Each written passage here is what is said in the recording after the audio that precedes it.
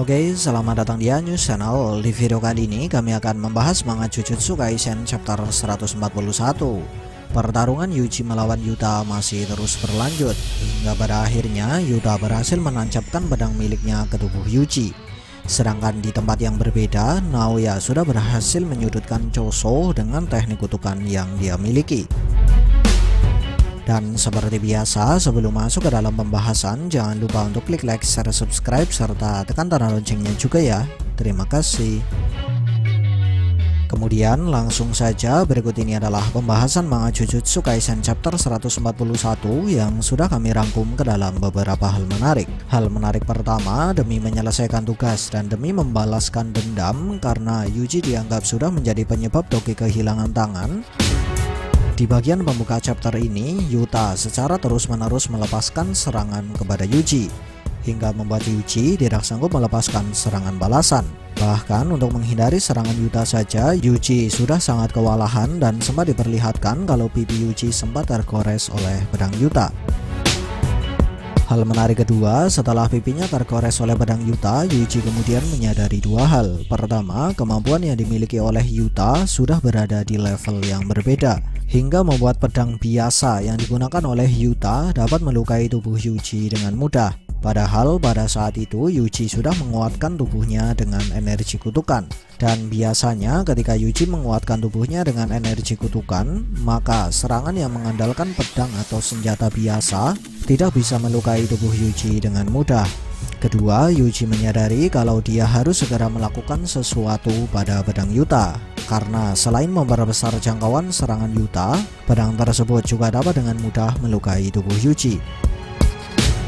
Hal menarik kedua, Yuji berlari menjauh dari Yuta. Dan dari apa yang diperlihatkan di adegan ini, sebenarnya Yuji memiliki dua alasan mengapa dia berlari menjauh dari Yuta. Alasan pertama, karena Yuji ingin berusaha menjaga jarak atau paling tidak keluar dari jangkauan serangan Yuta. Alasan kedua, karena Yuji sedang berusaha mencari sesuatu yang bisa digunakan untuk menyingkirkan pedang Yuta. Karena seperti yang kita tahu, walaupun pedang Yuta hanyalah pedang biasa, tapi di tangan Yuta pedang tersebut sangat berbahaya bagi Yuji. Dimana alasan kedua ini dipertegas dengan Yuji yang mengambil pisau belati dari sebuah mobil. Hal menarik ketiga, Yuta adalah karakter yang selalu mengawasi situasi dan kondisi di sekitarnya dengan sangat baik. Dan setidaknya itulah yang bisa kita simpulkan dari sebuah adegan yang menunjukkan kalau Yuta dapat dengan cepat menyadari tentang pisau belati yang saat ini sedang dipegang oleh Yuji. Bahkan Yuta langsung mengetahui kalau belati tersebut bukanlah senjata terkutuk hanya dengan melihatnya secara sekilas. Di mana hal ini sudah membuat Yuta sangat yakin kalau dia tidak perlu mewaspadai senjata tersebut. Hal menarik keempat, bersamaan dengan memasukkan energi kutukan ke dalam belati yang dia pegang, Yuji kemudian meyakinkan dirinya untuk menyerang Yuta dan berusaha menyingkirkan pedang Yuta dengan belati tersebut. Di mana Yuji terlihat sangat yakin dapat melakukan hal ini setelah dia mengingat perkataan Gojo, di mana pada saat itu Gojo sempat menjelaskan kalau penggunaan senjata memang sangat menguntungkan bagi beberapa tipe penyihir. Tapi bagi Yuji yang pada saat itu hanyalah seorang pemula dan belum menguasai teknik kutukan dengan baik, berlatih menggunakan senjata hanya akan menimbulkan kebiasaan buruk bagi Yuji, seperti misalnya terlalu mengandalkan senjata. Dan lebih parahnya lagi, jika kebiasaan buruk ini berlanjut, maka hal ini bisa membuat Yuji mengabaikan teknik pengontrolan energi kutukan. Padahal teknik pengontrolan energi kutukan merupakan salah satu dasar yang wajib dikuasai oleh seorang penyihir Jujutsu.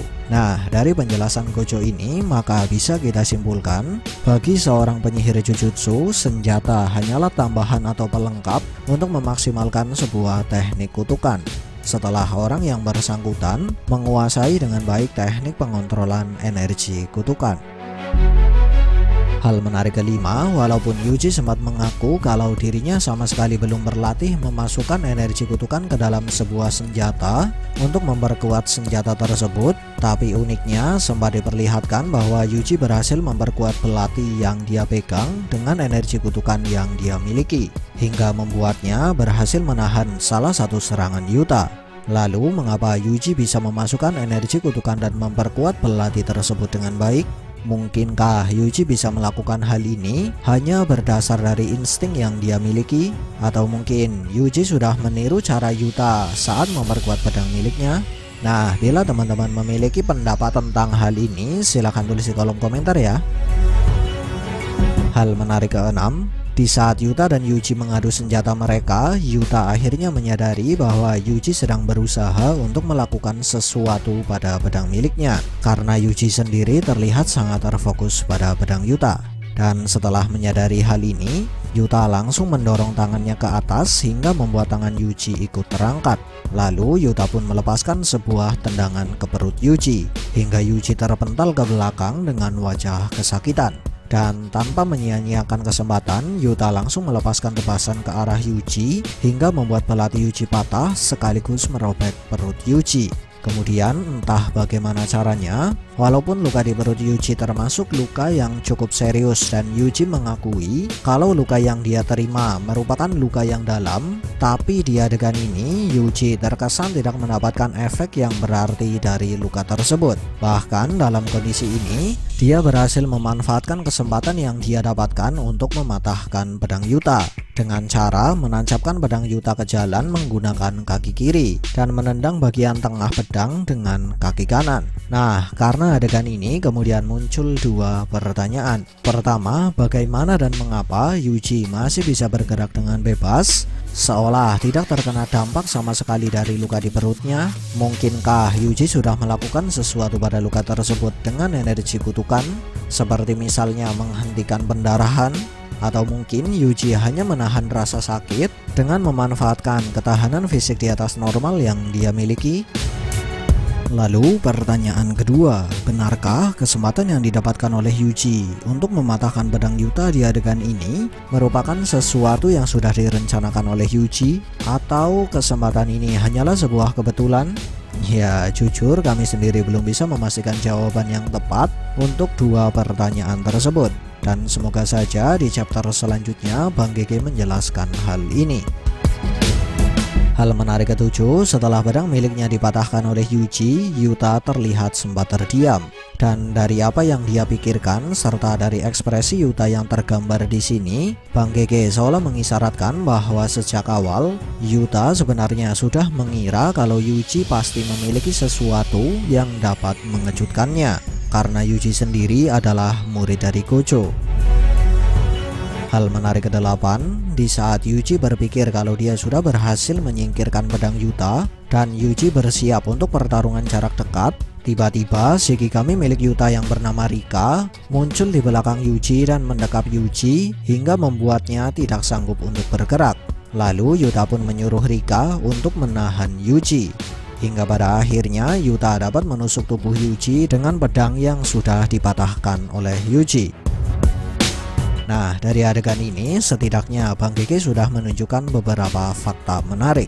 Fakta pertama, entah apa yang terjadi, di adegan ini wujud Rika digambar dengan desain yang sedikit berbeda dengan desain Rika dalam Jujutsu Kaisen Zero. Dan beberapa perbedaan yang terlihat sangat jelas antara lain bentuk gigi, bentuk tubuh, serta bentuk kuku Rika. Fakta kedua, saat Yuta menjawab pertanyaan dari Rika, Yuta mengatakan kalau dia hanya bermain dengan Yuji. Tapi sayangnya kami sendiri belum bisa memastikan mengapa Yuta mengatakan kalau dia hanya bermain dengan Yuji. Entah untuk menahan amukan Rika atau karena alasan yang lain. Tapi karena faktanya Yuta baru memanggil Rika di adegan ini, maka ada kemungkinan kalau Yuta seolah sedang berusaha melakukan sesuatu atau mungkin ingin memastikan sesuatu dari Yuji. Mengingat bila kita melihat kekuatan penuh Yuta, maka seharusnya membunuh Yuji bukanlah sesuatu yang sulit. Fakta ketiga, walaupun Yuta dapat membunuh Yuji hanya dengan memberikan perintah kepada Rika, tapi entah apa alasannya, di sini Yuta lebih memilih untuk menusukkan pedang miliknya ke tubuh Yuji. Fakta keempat, sesaat sebelum Yuta menusukkan pedang miliknya ke tubuh Yuji, sempat diperlihatkan kalau pedang Yuta mengeluarkan semacam aura. Tapi sayangnya kami sendiri belum bisa memastikan apa artian dari aura yang muncul dari pedang Yuta ini. Entah ini merupakan gambaran dari aktifnya sebuah teknik kutukan, atau bahkan ini merupakan gambaran dari pelepasan energi kutukan di pedang Yuta. Fakta kelima, saat pedang Yuta sudah tertancap di tubuh Yuji dan Yuji mulai mengeluarkan darah dari mulut, pedang Yuta digambarkan sudah tidak diselimuti atau tidak dialiri oleh energi kutukan.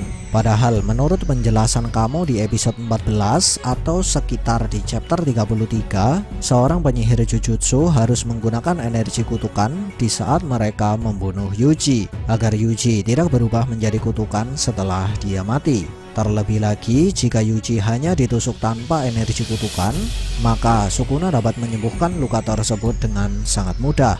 Oh ya, di awal cerita Sukuna memang mengatakan kalau dia tidak peduli dengan Yuji. Tapi untuk saat ini, jika Yuji kehilangan nyawa, maka rencana miliknya akan sedikit terganggu.